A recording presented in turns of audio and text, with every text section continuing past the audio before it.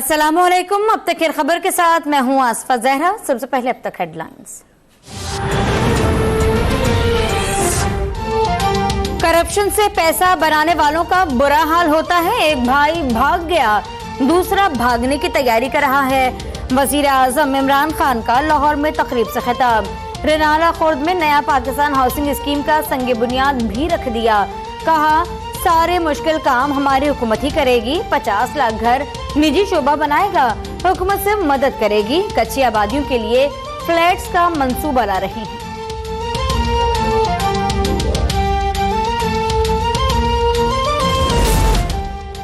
इमरान खान, सुन लो, तुम हमारा एहतसाब कर रहे हो, हम भी तुमसे हिसाब लेंगे। नून लीग के रहनुमा शाहिद खाकान अब्बासी की वार्निंग। कहा, अब भी वक्त है, इमरान खान संभल जाएं। यही हालात रहे तो आवाम आगे और सियासत पीछे रह जाएगी। अहमियत का भी खतरा है। कहा, NRO देने और लेने वाले दोनों पर लानत है। नून लीग में किसी इंतशार और झगड़े की भी तरदीद कर दी। कहा, शहबाज शरीफ वापस आएंगे। नवाज शरीफ समेत हम सबका एक ही बयानिया है, मुल्की इदारे अपनी हुदूद में रहकर काम करें।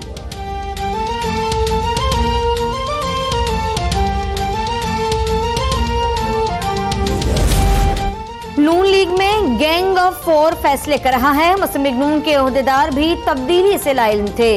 वजीर खारजा शाह महमूद कुरैशी का दावा। कहा, मौजूदा मुश्किल हालात के जिम्मेदार माजी के हुक्मरान हैं। डॉलर की कदर कम होने से महंगाई में कमी हो गई।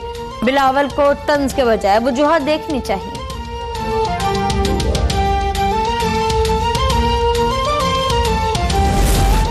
वजीर आजम इमरान खान का एहतसाब से मुतालिक बड़ा फैसला। एंटी करप्शन पंजाब को 800 केसेस की तहकीकात की इजाजत दे दी। एंटी करप्शन पंजाब को मुकम्मल बाइख्तियार और आजादाना तौर पर काम करने की मंजूरी। ग्रेड 17 से 22 के बड़े अफसरान और मुलाजमीन के खिलाफ भी इन्वेस्टिगेशन होंगी।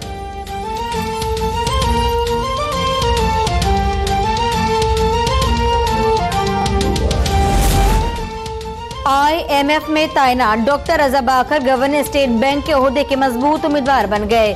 मुशीर खजाना अब्दुल हफीज शेख कहते हैं, अच्छी कारकर्दगी दिखाने वालों को वापस लाया जा रहा है।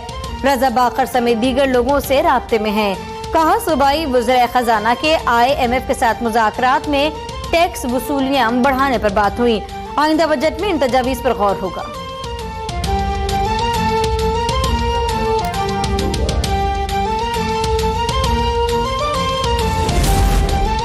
हफीज शेख को खजाना की चाबी देने से साबित हो गया कि PTI हुकूमत पीपल्स पार्टी की पॉलिसी पर गामजन है।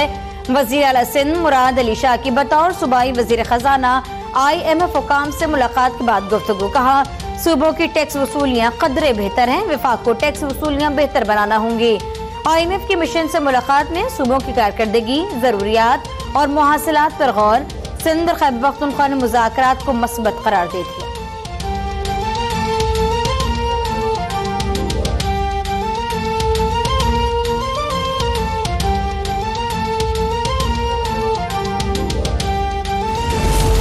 रियासत मदीना बनाने वालों ने रमजान का भी ख्याल नहीं किया। पेट्रोलियम की कीमतें बढ़ाने पर मुस्लिम लीग नून के सदर का रद्द-ए-अमल। शहबाज शरीफ कहते हैं, हाथ सब्सिडी छीनने वाले अब रोजा छीनने के दर पे हैं।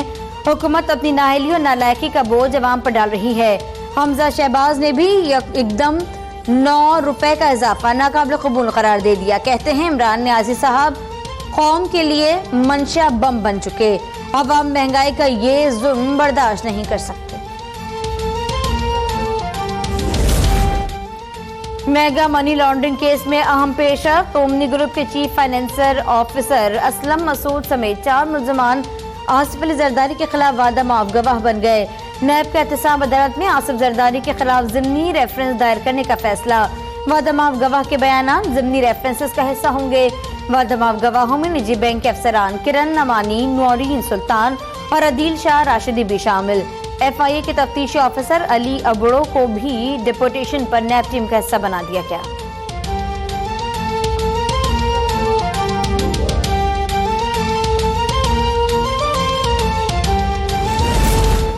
लाड़काना की तहसील रतुडेरो में HIV वायरस की तस्दीक के लिए 8वें रोज भी कैंप। बड़ी तादाद में खवातीन और बच्चे ब्लड स्क्रीनिंग करवाने के लिए मौजूद।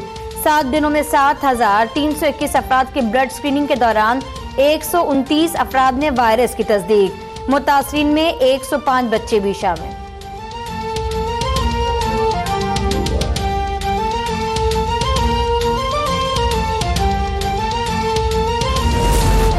कराची में सदर मुमलिकत आरिफ अलवी की रिहाइशगाह के बाहर लापता अफराद के अहल खाना का धरना 7वें रोज भी जारी। सख्त गर्मी के बावजूद खवातीन और बच्चे भी धरने में शरीक। मुजाहिरीन का तमाम 47 लापता अफराद की बाजियाबी तक धरना जारी रखने का ऐलान।